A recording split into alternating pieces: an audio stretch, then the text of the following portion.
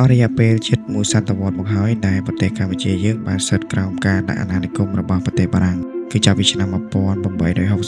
ដល់ឆ្នាំ1953ហើយក្រោយពីទទួលបានឯករាជ្យពេញលេញបារាំងក៏បានបន្សល់ទុកនៅចំណុចវិជ្ជមាននិងចំណុចអវិជ្ជមានសម្រាប់ប្រទេសកម្ពុជាយើងផងដែរសម្រាប់ចំណុចវិជ្ជមានបារាំងបានធ្វើឲ្យកម្ពុជារួចផុតពីការឈ្លានពានរបស់ពួកសៀមនិងយួនបារាំងបានបង្កើតសាលាចុងមុខពេលគឺដើម្បីសិក្សាជ្រៅជ្រាវនិងចងក្រងពីអរិយធម៌ប្រវត្តិសាស្ត្រខ្មែរទុកជាប្រយោជន៍ដល់កូនខ្មែរជំនាន់ក្រោយបារាំងបានជួយកែតម្រង់ផ្នែករដ្ឋបាលសង្គមនិងសេដ្ឋកិច្ចជួយកសាងសាលារៀនមន្ទីរពេទ្យស្ពានផ្លូវថ្នល់ជួយថែរក្សាក៏ដូចជាជួសជុលប្រាសាទបុរាណខ្មែរនិងកសាងមន្ទីរដើម្បីថែរក្សាវត្ថុបុរាណនៅឆ្នាំ1904និងឆ្នាំ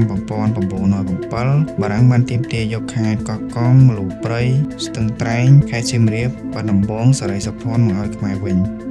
ហើយនេះគឺជាចំណុចអវិជ្ជមានអ្វីត្បិតតែបារាំងលុបបំបាត់របបទេសភាពតែបារាំងបានធ្វើឲ្យប្រជាជនកាន់តែក្រីក្រដោយបារាំងបានធ្វើការជិះជាន់កេងប្រវ័ញ្ចនិងប្រមូលពន្ធយ៉ាងធ្ងន់ធ្ងរបារាំងបានកេណ្ឌប្រជាជនខ្មែរឲ្យទៅជួយច្បាំងនៅក្នុងសង្គ្រាមលោកលើកទី2បារាំងបានប្រមូលកិត្តិនាភ័ណ្ឌខ្មែរទៅកាន់ប្រទេសបារាំងបានកាត់ទឹកដីខ្មែរឲ្យទៅសៀមនិងយួនស្រេចតែចិត្តដូចជាឆ្នាំ1947កាត់ខេត្តត្រួតត្រាឲ្យទៅសៀមនៅថ្ងៃទី4ខែមិថុនាឆ្នាំ1947កាត់ទឹកដីកម្ពុជាក្រោមឲ្យទៅយួន